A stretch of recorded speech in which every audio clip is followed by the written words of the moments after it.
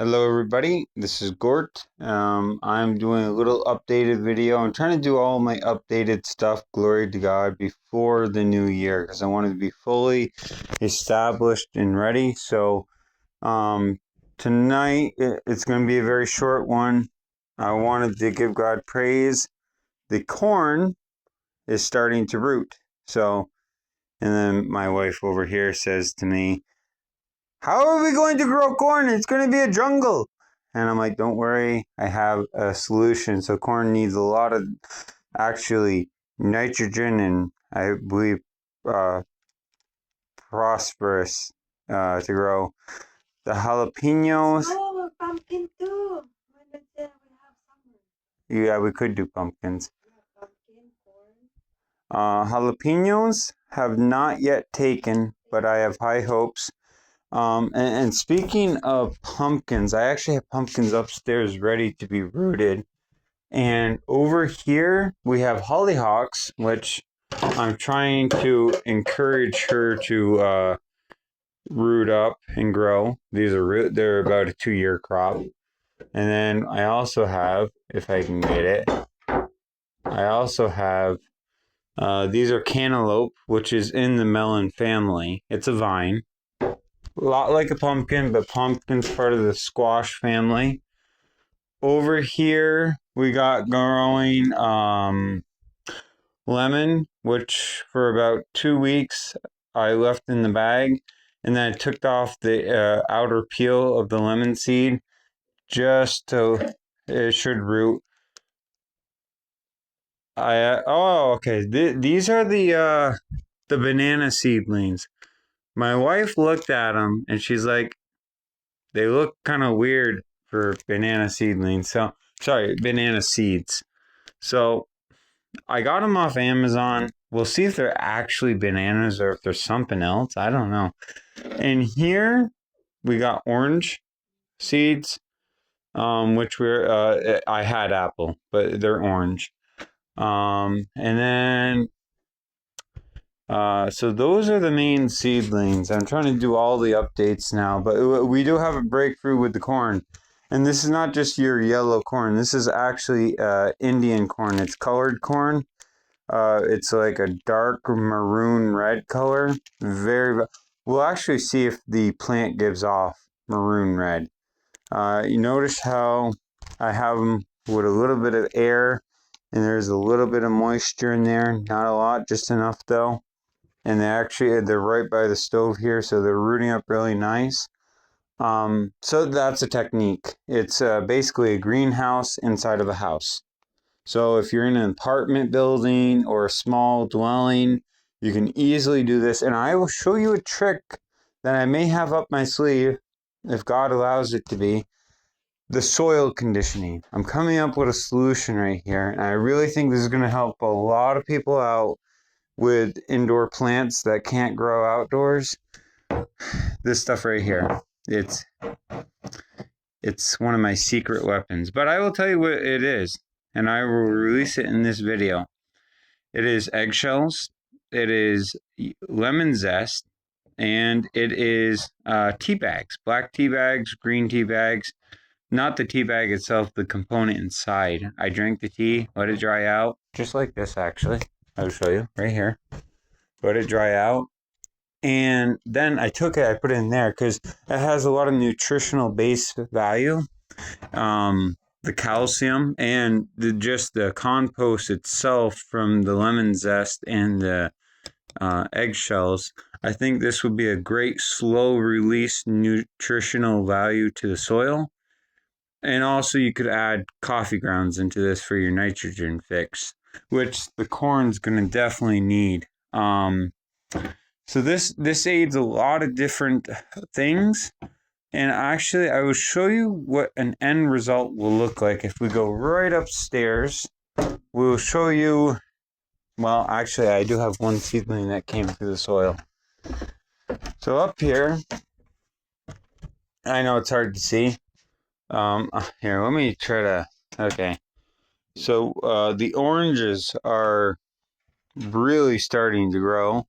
The Carolina Reaper in the back is really starting to have full foliage. And then if we go right over here, these are the clementines, which I have in a very good soil, and they're really starting to grow too, actually. I just put them into this pot, but the one I wanted to show you is right here. So we did have a breakthrough. Right there. That is, sorry, a apple seedling. It popped through the soil. And actually, I think I got another one right there coming. I do. I do have another one coming. Actually, I may want to cover that up just a little bit. I want him to suffer a little bit to go through that. So anyways, one of my rules of thumbs when it comes to all the indoor plants, if they don't pop through the soil, they're not going to make it. Every single one of these popped through the soil by themselves, and they did better for it. I started the lemon seedling right here. He's about 3 years old, and I cut him back twice, but he got great foliage. I use coffee grounds on all my citrus because they just love that nitrogen fix. They really, really, really do. I also have right over here, I believe, yeah, this guy's not doing as well, but I'm really trying with him. It's a very clear shot. It's a red bell pepper seedling. I started by seed, organic bell pepper. But you know how that is with cross pollination. That's another Carolina Reaper. I know it's very hard to see. But I also have the red bell peppers right here. Consistent watering is key.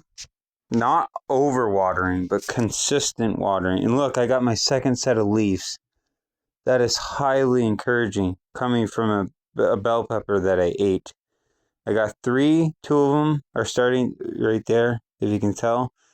So there is, and we're in the middle of December, and it gets down to 30 degrees inside the cabin here, 45 actually consistently. But this is just proof, and those are pomegranates right here.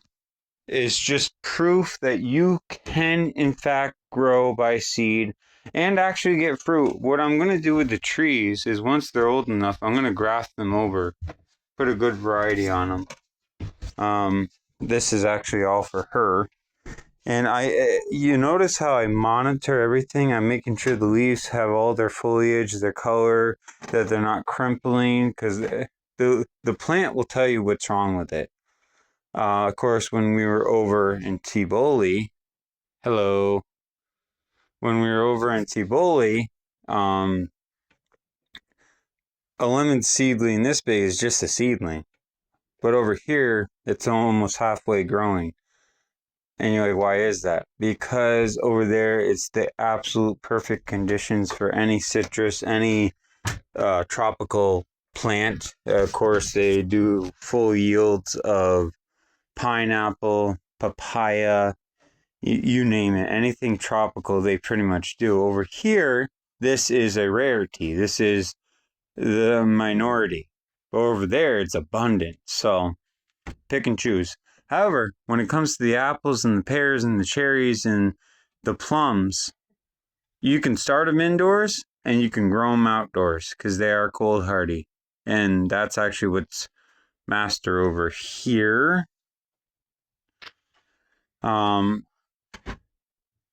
This is going up on the web, dear. Going up on the web. So anyways, that's what's master over here. That's what God allows to rule over here. So just there's a lot of propagation that goes on this time of year. And actually, here, I'm going to flip the cam so you can see.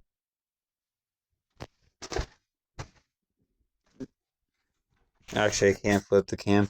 So there's a lot of propagation that goes on around here, and it's by seed, as you saw, and it's also by It's also by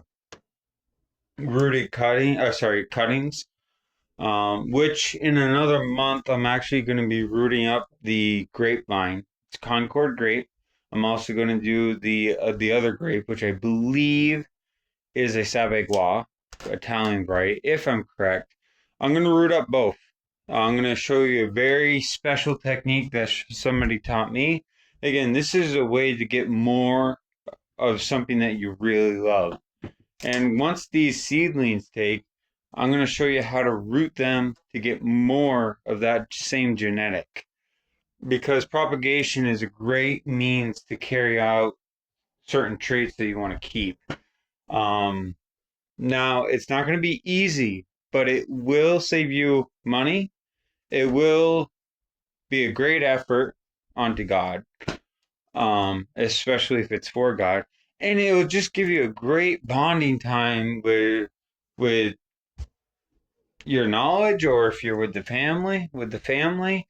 So stay tuned, because 2026 is going to be a very interesting year. I can't wait to see what God has in store as far as all the plants go, or as far as all the pruning that we're going to be getting into. And I'm going to do those detailed pruning videos so I can properly show you the best way God has taught me how to prune the fruit trees, and even I guess the rose bushes. So please stay tuned for that. We are going to try to get better quality videos, uh, uh, more crystal clear image. I'm going to try. I can't guarantee anything, but basically, stay tuned. 2026 is going to be very interesting. I can't guarantee that I'm going to have all the updated stuff right off, but it's up to God. Glory to God. So obviously we're doing seed propagation. We're doing cutting with the vines, a root propagation by cutting, cutting propagation rooted, I should say. And we're doing pruning. And we're also going to be doing grafting. I will be showing you grafting. Glory to God. I got somebody to come through, so I will be showing you grafting. That one is going to be an intricate series all by itself. I've done multiple grafting videos in the past, but I'm really going to go into depth with the grafting, and especially with specialized pruning, because it's one thing when you have a seedling, you plant it for the first time, but I've worked with trees, and this is the sad reality that God has shown me. I've worked with trees that have been neglected, and it is very, very hard. I have a deep compassion for them, not the tree, but the conditioning of the tree, or I should say the family. Yeah, that's a better way to put it. Um, there's just so much overgrowth. And I really want to teach people what God has shown me as far as letting light in to your own life and letting light in to the tree so it can produce properly and it can actually have a good yield. And it doesn't matter the age. It could be 40, 50, 60, 70 years old. And some people would say, oh, well, can it even still produce? It can. It can, and it can do it abundantly. Prayer is essential. I'm going to say it again. Prayer to the Lord is essential, especially when you're working with His kingdom. Nature is His handiwork. And that's the God's honest truth. It's His handiwork. He decides what happens, not us. We're just the vessels, right?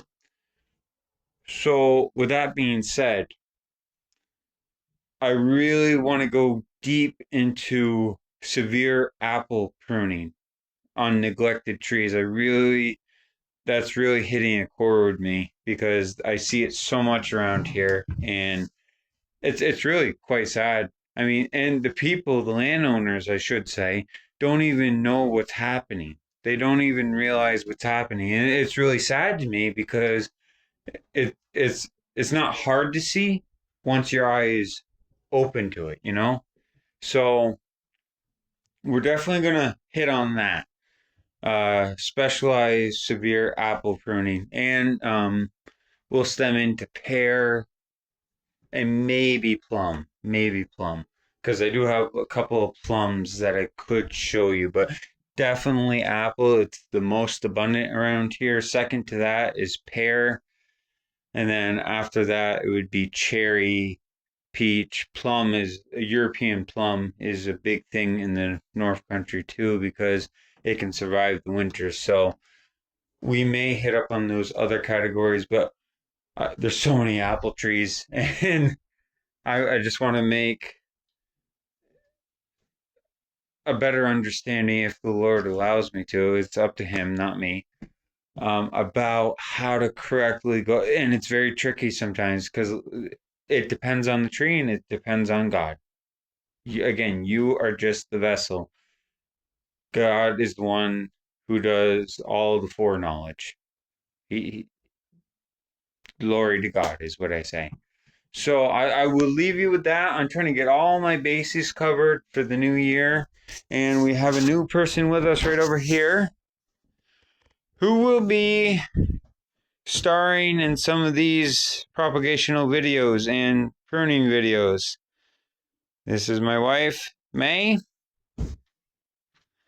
She'll be maybe appearing. She is appearing in this one, but that's because she's mainly sitting right where the seeds are, and well, she's down here. So, but anyways, um, yeah, there's a lot of stuff that it's gonna be real fun. So glory to God. Have a good evening. Go out. Bye.